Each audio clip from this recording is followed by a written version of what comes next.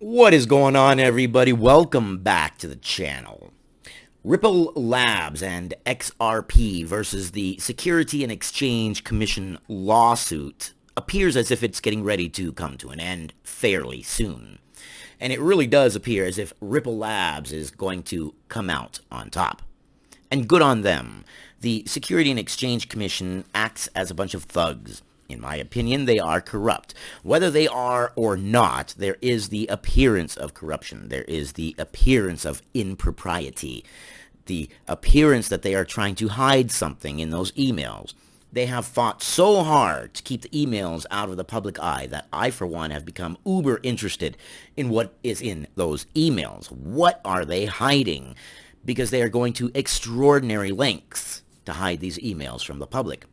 We're going to read this. It's about a decisive win that Ripple has scored against the Security and Exchange Commission. The link will be in the description box below. It remains to be seen whether the Security and Exchange Commission will make a new attempt to avoid producing the documents, but the court seems increasingly unwilling to hear them out. And why wouldn't the court be really pissed off with the Security and Exchange Commission? They have been so wishy-washy. The court rules in their favor. The Security and Exchange Commission originally likes the fact that the court rules in their favor on the Hinman speech and the emails. Then next thing you know, when the emails are getting ready to go public, they go wishy-washy on the court again and say, oh, no, court, you, judge, you made the wrong decision. You made the wrong decision. Yeah, no, I guarantee you, Judge Netburn is going to be so pissed. They have been so wishy-washy. They have been all over the place, all to protect the emails. We need to know what's in those emails. New York court Sarah Netburn has denied the Security and Exchange Commission's motion to protect Hinman's internal notes and emails under attorney-client privilege, according to court documents. Good. Good. They can't have it both ways. They can't have it, one, attorney-client privilege, and two, his own opinion. Originally, they were saying it was his own opinion. Then they said that it was part of their internal operations and it was protected. Then they said it was protected by a attorney-client privilege. Okay, where does it stop? When does it end? Where does it end? Well, it ends when it ends, I guess. This argument was previously raised secondarily, with the SEC primarily asserting the deliberative process privilege.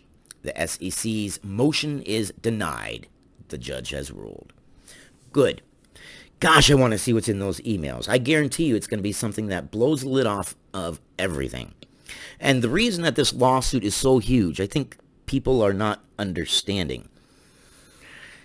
If Ripple Labs wins this lawsuit against the Security and Exchange Commission, XRP is going to be the only cryptocurrency with actual clarity, with actual ruling in its favor, actual saying that this is not a security. Do you know how big that is? That's huge. That's going to skyrocket XRP to heights we haven't seen. Because you're not going to have much of a choice. It's the only one with clarity, the only cryptocurrency with clarity, and I believe they're going to win the lawsuit. I don't see how they can't. Biggest decision in XRP lawsuit is final, right? No, not quite. The fight over Hinman's documents has been the hardest in the case so far, and will likely remain that way, as it is thought to be the biggest decision in the SEC versus Ripple lawsuit. And it is.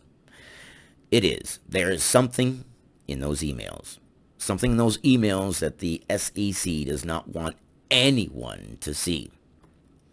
A number of law experts, including XRP holders, amici attorney John Deaton, have said that once the court issues an appeal-proof decision against the Security and Exchange in regarding to its privilege claims, the plaintiff will find itself in hot water, as the agency clearly does not intend to hand over the documents to Ripple.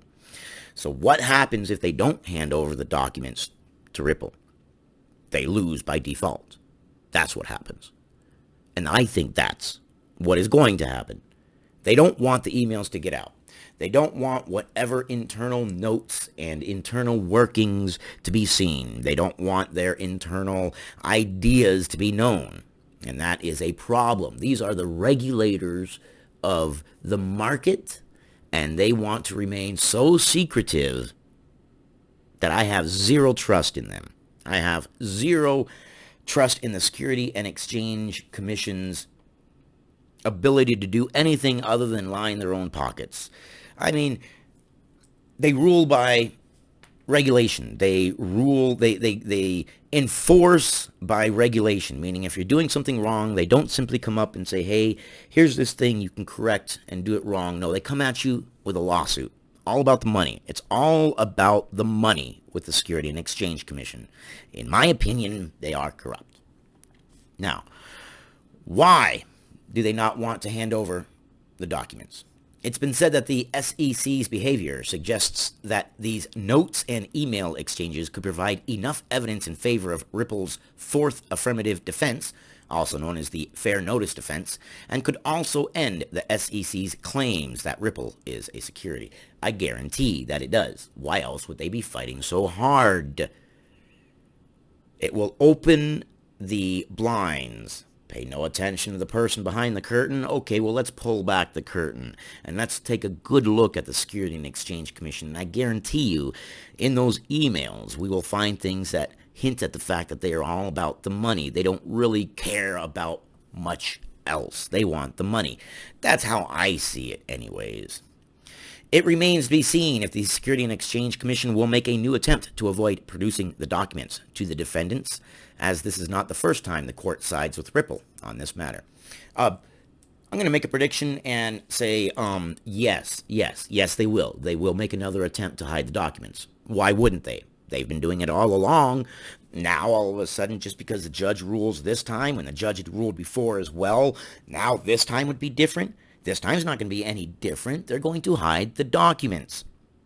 Poof. Case over.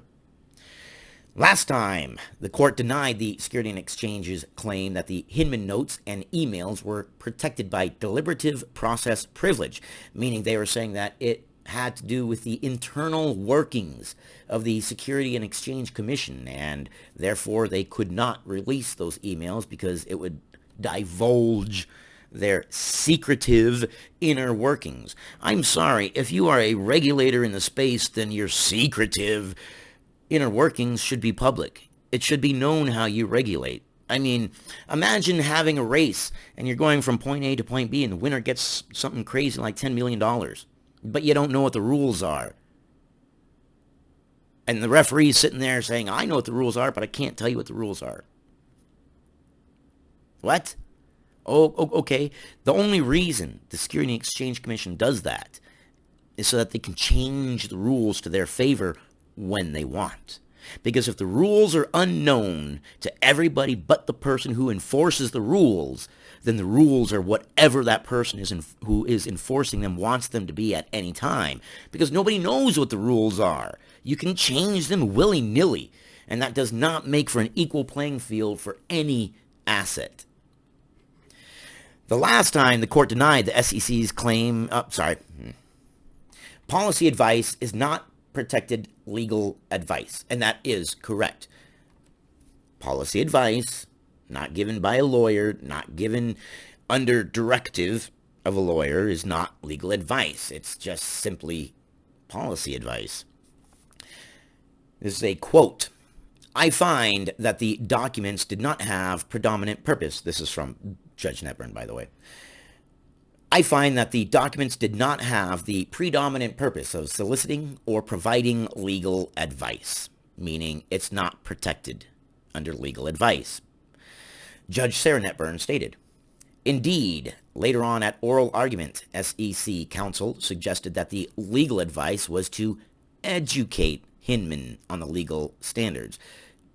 So it's just a simple education, not a directive. If the predominant purpose of the agency lawyer's comments was to inform Hinman about the law, but not to advise the agency in its decision-making, then it is not protected communication. Good on Judge Netburn, and I guarantee you she has had enough of the Security and Exchange's wishy-washy stuff.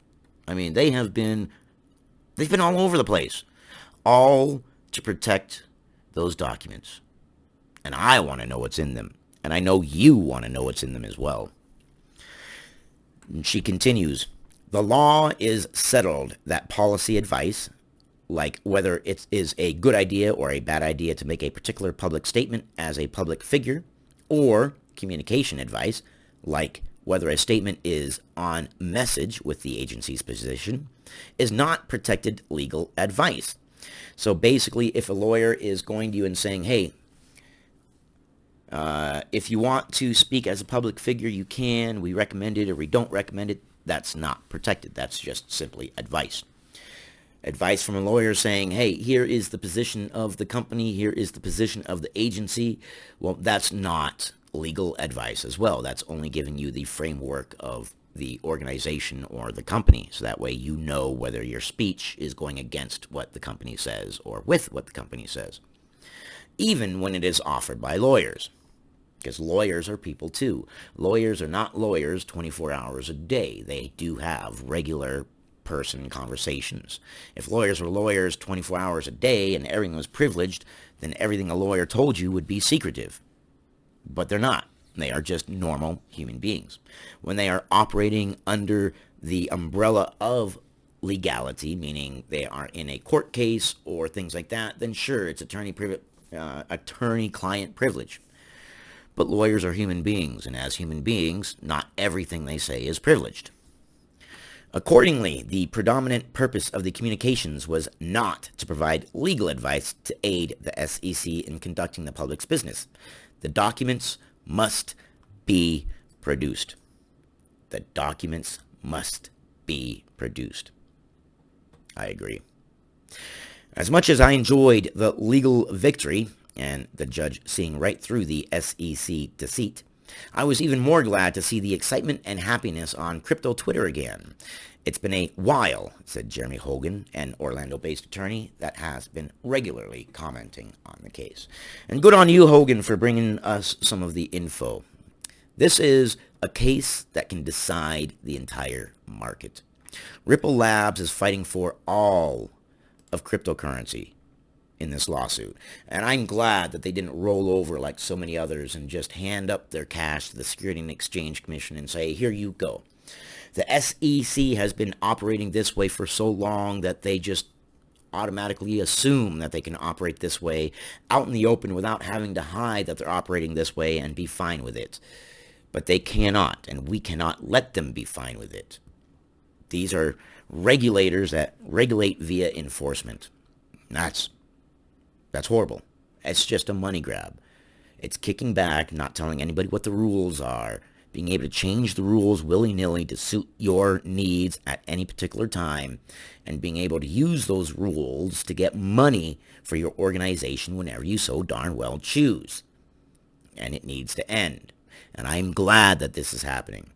And again, I can't stress enough, when Ripple wins this lawsuit, XRP is going to be the only cryptocurrency with actual clarity. And that means something. That means something huge.